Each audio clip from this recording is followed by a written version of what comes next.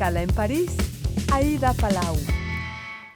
Bienvenidos a todos a este programa de Radio Francia Internacional y France 24. El gobierno francés intenta luchar contra la exposición de los niños a la pornografía en Internet. Según datos oficiales, 2,3 millones de menores consultan contenido pornográfico en línea y más de la mitad de los niños varones de 12 años que usan Internet ven todos los meses pornografía en línea. ¿Cómo luchar contra este fenómeno? Francia ha aprobado una ley que impone sistemas de verificación de edad a las webs que ofrecen contenido pornográfico.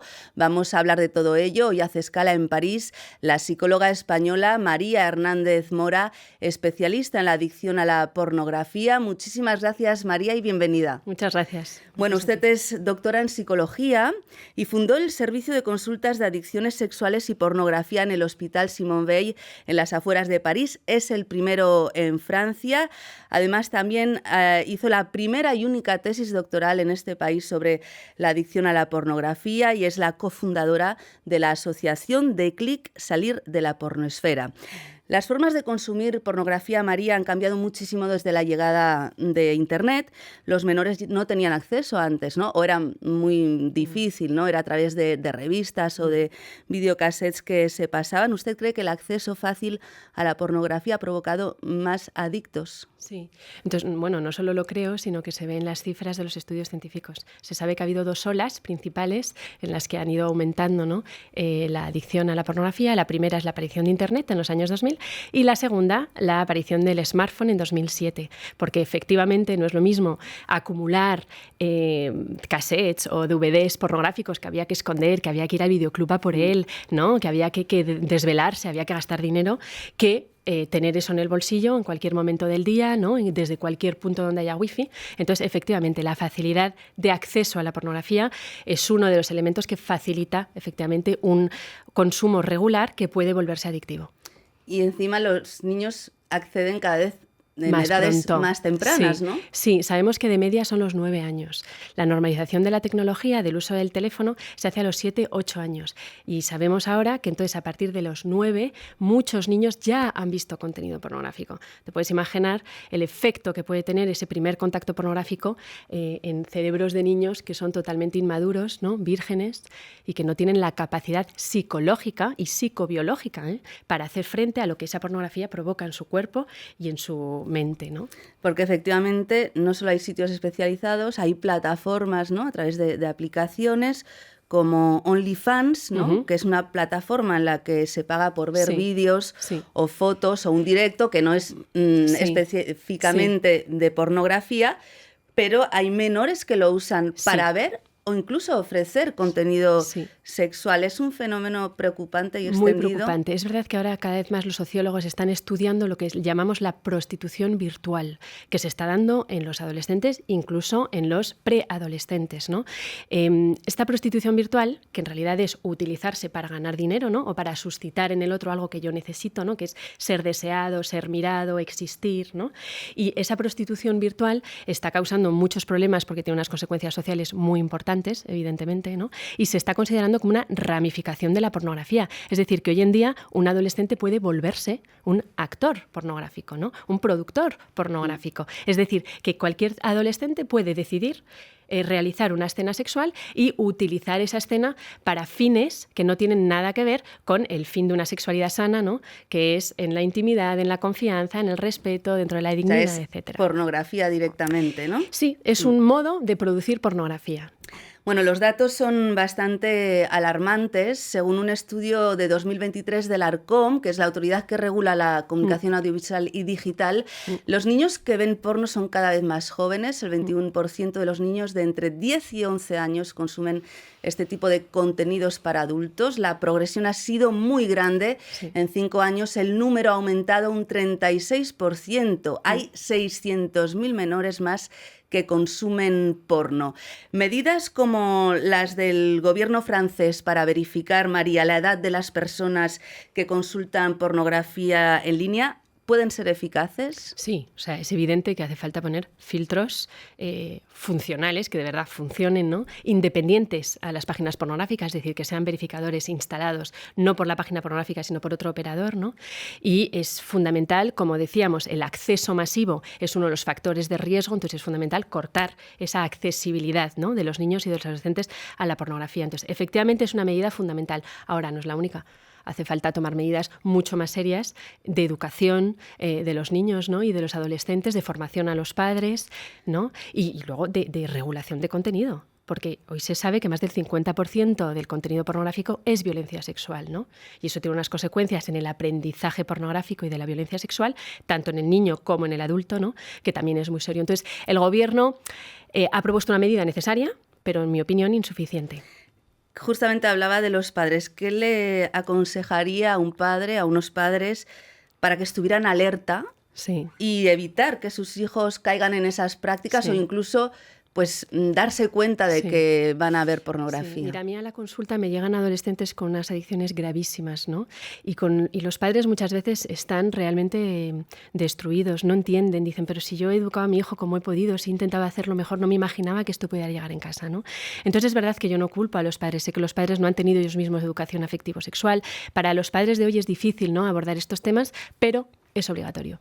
Entonces yo lo que siempre digo es que a los padres hay que ayudarles evidentemente a poner filtros externos, ¿no?, en los ordenadores, en las pantallas, en las tablets, controlar el acceso al teléfono, etcétera, pero filtros internos. Y para eso hay que tener una relación de confianza con el hijo, hay que poder explicarle lo que es la sexualidad en función de la etapa de desarrollo del niño, ¿no? Hay que hablar claramente de lo que es la pornografía, de cuáles son los esquemas sexuales, qué cuenta la pornografía de la sexualidad, en qué eso que cuenta la pornografía no es sano para ellos, no es bueno que imiten eso que ven luego en su sexualidad adulta, etcétera. Es decir, que yo aconsejo a los padres a formarse para poder ellos después hablar tranquilamente y con confianza de esto con los hijos. El presidente Emmanuel Macron quiere prohibir los teléfonos a los menores de 11 años. ¿Cree que es una buena idea? Pues a mí me parece una medida difícil, la verdad, no sé muy bien cómo va a llevar a cabo esa medida, pero entiendo lo que está detrás, ¿no?, dentro de la prevención. Es decir, que yo intuyo, ¿no?, como madres nunca dejaríamos a un hijo con 11 años, con 9, con 13, solo en la calle, ¿no?, a las 3 de la mañana, ¿no? ¿Por qué? Porque la calle, porque el mundo tiene sus peligros, ¿no? Y un niño, un adolescente no está capacitado muchas veces para protegerse de los peligros. Pues Internet es un mundo, es el séptimo continente, ¿no? O sea, el sexto continente, ¿no? Es decir, que se le considera un continente, o sea, todo un mundo virtual, pero en el que pasan cosas reales y que actúa y que impacta en la construcción de niño y adolescente. Entonces, claro que hay que proteger a los niños del acceso a Internet, del uso de las redes sociales y el smartphone. Efectivamente, sabemos además por los estudios neuropsicológicos que las pantallas no son nada buenas, ¿no?, para el cerebro de un niño. Entonces, prohibir no lo sé, regular fundamental. Vamos a pasar a los adultos porque es un fenómeno entre los adultos muy preocupante y no nos queda mucho tiempo. ¿En qué se diferencia, digamos, o sea, cómo se sabe si un adulto es adicto al porno o no? Mira, primero te agradezco hablar del adulto, porque no se me va a hablar mucho. En general, cuando se me entrevista, se me habla poco de los adultos. ¿Por qué? ¿Por qué? Porque se está banalizando, se normaliza el uso del adulto con esta idea de que el adulto puede hacer lo que quiere con la sexualidad, ¿no? Lo que pasa es que, efectivamente, el consumo de pornografía es un consumo de riesgo. La pornografía es un producto de riesgo. Y entre los múltiples riesgos que tiene ese consumo está la adicción, ¿no? Entonces, ¿cómo un adulto o un adolescente, porque al final muchos adolescentes tienen adicción, puede saber que tiene adicción? Primero, porque pierde el control. Se da cuenta que cuando no quiere consumir, lo necesita. Se da cuenta que cuando, por ejemplo, considera que no es el momento para una masturbación, ¿no?, o para consumir pornografía, hay algo en él que le invita a hacerlo y que lo necesita hacer para calmarse, ¿no? Entonces, tiene un deseo como que le invade, ¿no?, y que no puede controlar. Además, pierde el control en el tipo de consumo. Hay lo que se llama el fenómeno de tolerancia. Necesita cada vez más tiempo, contenidos cada vez más violentos para poder excitarse, porque el cerebro, a base del consumo frecuente, se va acostumbrando a esa intensidad, ¿no? Y luego, para terminar, son todas las consecuencias que él va sintiendo de sentir vergüenza, sentir asco hacia sí mismo, sentirse incapaz, ¿no? Va dañando poquito a poco la autoestima y puede ir teniendo consecuencias en la sexualidad del adulto, porque un cerebro que se va confrontando a pornografía y habituándose a los estímulos pornográficos, cuando llega delante de una mujer normal, digamos, ¿no?, del día a día, de su mujer, de su compañera, pues no consigue excitarse. ¿Qué efectos tiene justamente En una la relación sexualidad. de pareja? Sí. Pues mira, los estudios, lo que está claro es que todos los estudios científicos muestran lo mismo. A más pornografía, menos sexualidad y menos satisfacción sexual. A más pornografía, más dificultad de acceder a la erección y entonces disfunciones sexuales cada vez más frecuentes en el hombre. A más pornografía, más sensación de la mujer de ser objeto sexual. Entonces, lo que está claro es que, aunque se ha creído que la pornografía, porque expresa y muestra de manera clara la sexualidad, que en realidad no es una sexualidad real, no es una sexualidad distorsionada, se ha creído que la pornografía ayuda a tener una sexualidad feliz, ¿no? Y sana, pues no, es todo lo contrario, ¿no? ¿Hay más adictos hombres o mujeres? Hombres. Normalmente es una mujer por 5 hombres, aunque estas cifras van a cambiar. ¿Por qué? Porque las adolescentes actuales están consumiendo de manera regular pornografía y es muy posible que acaben muchas de ellas también entrando dentro de la adicción. ¿Ha habido un aumento de la adicción desde el confinamiento por el COVID? Sí, bueno, sabemos que en el confinamiento hubo más de 45% de tráfico de imágenes pornográficas en Internet y el consumo aumentó de manera masiva. Luego, con la vuelta al trabajo, el teletrabajo que ha ido como reduciéndose, bueno, sabemos que el consumo ha bajado un poco, pero no ha bajado como a los niveles al nivel anteriores que tenía antes del confinamiento, efectivamente. ¿Se cura la adicción a la pornografía? Por supuesto, por eso la estudio, por eso he creado una unidad. Eso es lo que a mí me anima, es ver cómo mis pacientes salen adelante, ¿no? Y eso es lo que a mí me da toda la fuerza para todo este trabajo intenso que estoy haciendo. Se sale con 2 condiciones, ¿no? La primera, tratamiento especializado. Hace falta que hoy en Europa, porque no hay unidades especializadas de este tema, los psicólogos, los psiquiatras, los médicos sepan evaluar y tratar esta adicción. Hoy en día en las universidades no se habla de esta adicción. En los hospitales, en las unidades de adicciones, no se trata, no se propone tratamiento para esta adicción. Entonces, la gente que sufre de esta adicción está sola en su casa, años y años y años intentando salir solos de esto y no lo consiguen, con adicciones que se van agravando, y cuando llegan a mi consulta los veo en un estado de gravedad y de una salud mental y sexual totalmente destruida. Entonces, es fundamental formar a profesionales. Entonces, primera condición para salir de esto, acompañamiento especializado. Y segunda condición, voluntad. Es decir, hay que ser lúcido sobre el hecho de que tengo una adicción y quiero salir de esto, ¿no? Porque hace falta mucha motivación.